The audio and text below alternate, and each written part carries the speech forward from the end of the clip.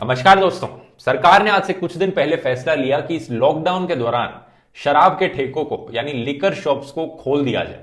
और पहले ही दिन जब ये खुली, इन दुकानों के बाहर कुछ ऐसा हाल था।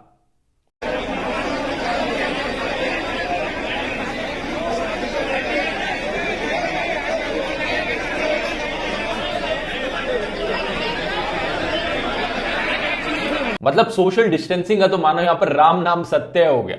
इतनी डिमांड थी शराब की कि कुछ सरकारों ने फैसला लिया कि 70% टैक्स लगाया जाएगा अब अल्कोहल पर, जैसे कि दिल्ली सरकार ने और आंध्र प्रदेश की सरकार ने।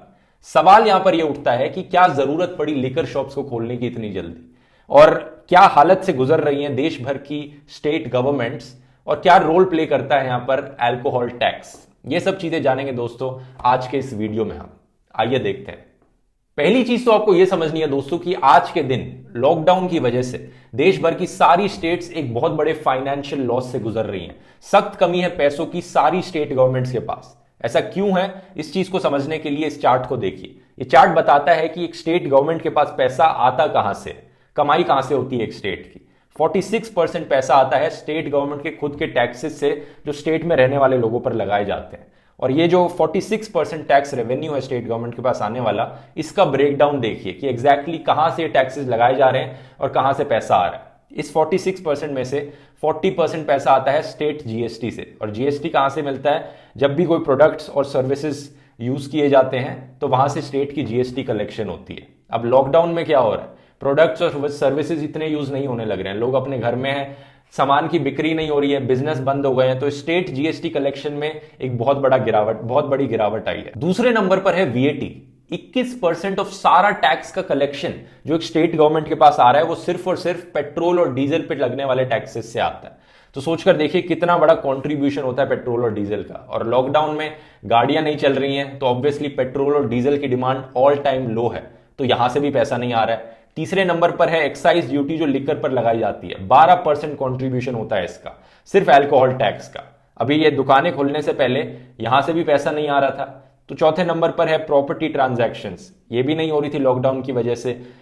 फिर है 5-6% पैसा आता है व्हीकल टैक्स पर, तो गाड़ियों की बिक्री भी नहीं थी। कुछ रिपोर्ट्स ने बताया है कि अप्रैल के महीने में 0 थी कार की सेल्स। ऑब्वियसली होंगे भी कैसे, वैसे सोचकर देखिए लॉकडाउन में लोग अपने घर में थे तो कोई गाड़ियां खरीदने नहीं जा रहा था। तो ये जो सारे अलग अलग टैक्स कमाने के सोर्सेज हैं एक स्टेट गवर्नमेंट के पास, लॉकडाउन की वजह से इन सबसे पैसा आना बंद हो गया। ओवरऑल 80 to 90% का रेवेन्यू में लॉस देखा गया सारी स्टेट गवर्नमेंट्स के लिए। फॉर एग्जांपल पंजाब के चीफ मिनिस्टर ने कहा कि अप्रैल में वो एक्सपेक्ट कर रहे थे 3,300 करोड़ रेवेन्यू आएगा स्टेट के पास, लेकिन अप्रैल के महीने में इस साल सिर्फ 400 करोड़ के अराउंड आया। दिल्ली के चीफ मिनिस्टर ने भी ऐसा ही कुछ कहा कि पिछले साल अप्रैल में 3,500 करोड़ आए थे दिल्ली स्टेट के पास टैक्स रेवेन्यू से, इस साल अप्रैल में सिर्फ 300 करोड़ आए। एक 90% का डायरेक्ट ड्रॉप है, बहुत बड़ा लॉस है। यही रीजन है दोस्तों कि लॉकडाउन को अब धीरे धीरे हटाया जा रहा है, बिजनेसेस को कहा जा रहा है कि धीरे धीरे ओपन करो, क्योंकि इतना बड़ा लॉस कौन सी सरकार सह सकती है। और यही रीजन है दोस्तों कि लिकर पे इतना फोकस किया गया, एकदम से लिकर स्टोर्स को ओपन कर दिया गया। अल्कोहल टैक्स एक बड़ी ही इंटरेस्टिंग और सोचने वाली चीज है दोस्तों। आइडियली तो आप कभी भी नहीं चाहेंगे कि आपके देश के लोग ज्यादा ड्रिंक करें, क्योंकि उनकी हेल्थ के लिए बहुत हार्मफुल है। कौन सी देश की सरकार ये चाहेगी कि उसके सिटीजन्स बीमार लोग हों, ऊपर से लोग बीमार होंगे तो हेल्थ केयर सिस्टम पे ज्यादा प्रेशर पड़ता है, सरकार के लिए और एक्सपेंसिव होता है हेल्थ केयर सिस्टम को मेंटेन करना अगर ज्यादा लोग बीमार होंगे तो।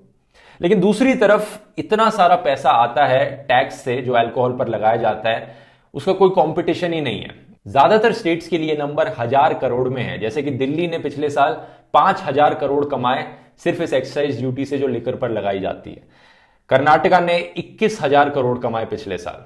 यही रीजन है कि ऑलमोस्ट सारी स्टेट्स में लिकर स्टोर्स को इतनी जल्दी खोल दिया गया है, और कुछ स्टेट्स ने तो एक्स्ट्रा सेस लगा दिया है, एक्स्ट्रा कोरोना टैक्स लगा दिया है 70% का, ताकि और भी पैसा कलेक्ट किया जा सके इन अल्कोहल को बेचकर और कॉम्पनसेट किया जा सके जो रेवेन्यू लॉस हो रहा है उससे। और ये पहली बार नहीं है कि एक्स्ट्रा सेस लगाया गया हो लिकर पर।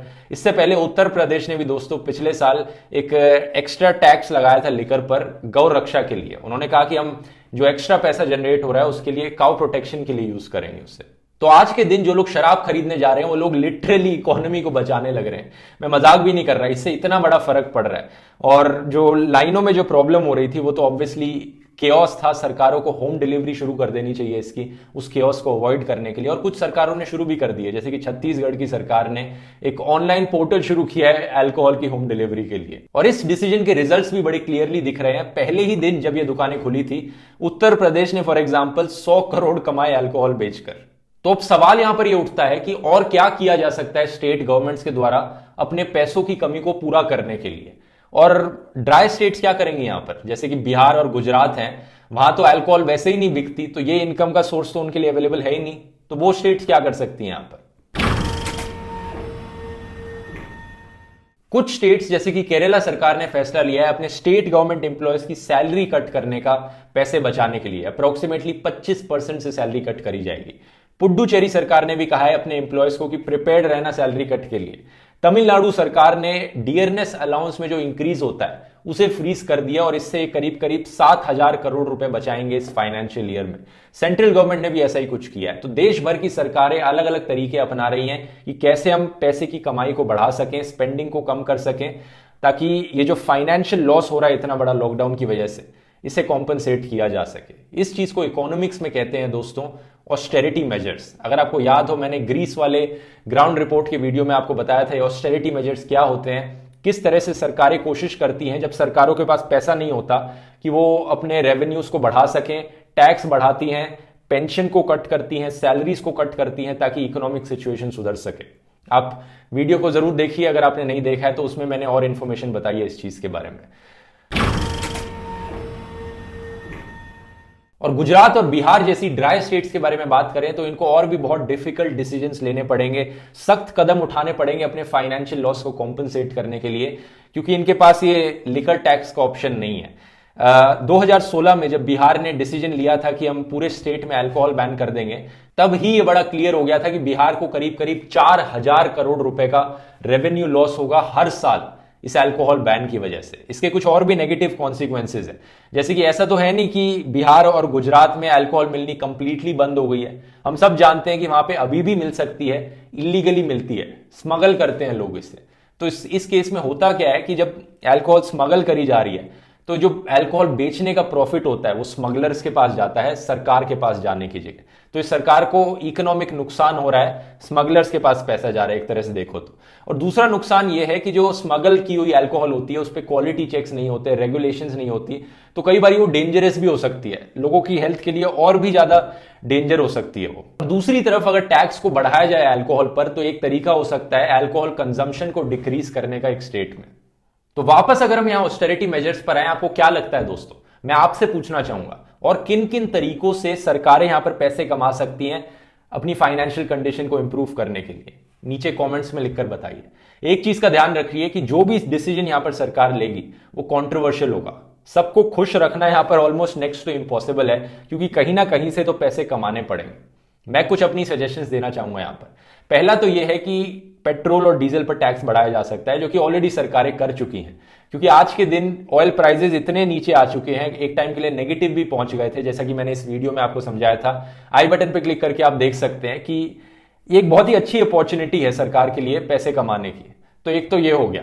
दूसरा, कई लोग सजेस्ट करते हैं कि अल्ट्रा रिच टैक्स लाया जाए, जो लोग बहुत अमीर हैं देश में उन पर एक एक्स्ट्रा टैक्स लगाया जाए, ताकि इस एक शॉर्ट टर्म के लिए, ताकि सरकारें पैसा कमा पाए।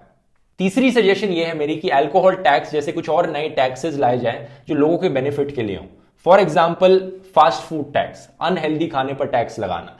बेनिफिट मैं इसलिए कह रहा हूं क्योंकि अल्कोहल टैक्स में होता क्या है, आप प्राइस बढ़ा देते हो अल्कोहल का तो लोग कम खरीदते हैं, कंजम्पशन कम हो जाती है, जो इवेंचुअली लोगों के लिए बेहतर है। और जो लोग खरीदते भी हैं वो ज्यादा पैसे पे करते हैं, तो ये सरकार के लिए बेनिफिशियल है। ऐसे ही फास्ट फूड पर भी टैक्स लगाया जा सकता है। और एग्जाम्पल के तौर पर मैं 2 कंट्रीज लेता हूं, हंगरी और मैक्सिको। इन दोनों कंट्रीज में फास्ट फूड पर टैक्स लगा है। हंगरी में 2011 में सरकार ने पैकेज्ड फूड पे 4% फास्ट फूड टैक्स लगाया था। और कैसे लगाया टैक्स, इन्होंने कहा कि जिन कुछ प्रोडक्ट कैटेगरीज में जिनमें ज्यादा शुगर और ज्यादा सॉल्ट होता है, जैसे कि soft drinks, candies, salty snacks, fruit jams, इन पर ये टैक्स लगेगा। मैक्सिको में क्या किया गया था, 2013 में फास्ट फूड टैक्स लगाया गया था अराउंड 8% का। और ये टैक्स लगाया गया था उन नॉन एसेंशियल फूड आइटम्स पे जिनकी कैलोरी डेंसिटी 275 कैलोरीज पर 100 ग्राम से ज्यादा है। तो मतलब ऐसे ऐसे फूड आइटम्स जहां पर जो बहुत कैलोरी इंटेंसिव हैं, जिससे ओबेसिटी बढ़ती है, तो इस तरह से ये फास्ट फूड टैक्सेस लगाए जा सकते हैं। इसलिए मैंने एग्जांपल लिए दोनों कि हम भी कुछ इंस्पिरेशन ले सकें इन दोनों कंट्रीज से। चौथी सजेशन ये है कि जो फालतू का खर्चा करने लग रही है सरकारें, उसको बंद किया जाए। कोई यूजलेस स्टैचू पर पैसे ना खर्च किए जाए। अभी भी सेंट्रल गवर्नमेंट दोस्तों 20,000 करोड़ रुपए वेस्ट करने लग रही है सेंट्रल विस्टा प्रोजेक्ट पर, जो बेसिकली एक ऐसा प्रोजेक्ट है, अगर आपको पता नहीं हो तो सेंट्रल दिल्ली जो इंडिया गेट से पार्लियामेंट तक का रास्ता है उसको रीडेवलप किया जाए। बिल्कुल ही अननेसेसरी चीज है, इसकी जरूरत नहीं है, लेकिन फिर भी सरकार करना चाह रही है, 20,000 करोड़ रुपए खर्च करना चाह रही है। इन सब चीजों को बंद किया जाए। यहां पर जहां पैसों की जरूरत पड़ रही है वहां यूज कर लें। पांचवी सजेशन यह है कि पीएम केयर्स के फंड को यूज करो। इतना पैसा कलेक्ट किया गया है, कहां यूज किया जा रहा है उसे? इन्हीं चीजों में यूज किया जाना चाहिए उसे। कंक्लूजन में मैं यही कहना चाहूंगा दोस्तों कि एक बहुत ही डिफिकल्ट सिचुएशन है सरकारों के लिए। एक बहुत ही डिफिकल्ट डिसीजन है ये लेना कि हम लॉकडाउन को लगे रहने दें ताकि लोगों की हेल्थ 100% सेफ रहे। लेकिन इससे क्या होगा कि जॉब्स चली जा रही हैं लोगों की, बिजनेसेस जा रहे हैं, सैलरीज कट हो रही हैं, लोगों के पास इवेंचुअली खाने पीने के लिए कोई पैसा नहीं बचेगा अगर ऐसा हो गया तो। या फिर हम लॉकडाउन को कुछ हद तक खोल दें और कोरोना वायरस से जो रिस्क पड़ रहा है लोगों की हेल्थ पर वो पड़ने दें। बहुत ही डिफिकल्ट है चूज करना और किस हद तक किया जाए। यहां पर इस वीडियो को स्पॉन्सर करने के लिए मैं धन्यवाद करना चाहूंगा कुबेरा ऐप का। कुबेरा एक म्यूचुअल फंड्स की ऐप है जो 0% ब्रोकरेज रेट चार्ज करती है और इसके एआई सिस्टम्स बहुत ही जबरदस्त हैं। आप किसी भी चीज में पैसे इन्वेस्ट करना चाहते हो, सेव अप करना चाहते हो, आप बस अपना गोल लिखो और इसके एआई सिस्टम्स आपको ऑटोमेटिकली बता देंगे कि आपको किस म्यूचुअल फंड में पैसे इन्वेस्ट करने चाहिए, कितने टाइम के लिए। अगर आपको अपने गोल रीच करना है, जैसे कि आपको घर खरीदना है, गाड़ी खरीदनी है, आप बस वो इनपुट दोगे और आउटपुट में ये ऐप आपको बता देगी कौन सा म्यूचुअल फंड आपके लिए बेस्ट रहेगा। इसको डाउनलोड करने का लिंक डिस्क्रिप्शन में मिल जाएगा दोस्तों।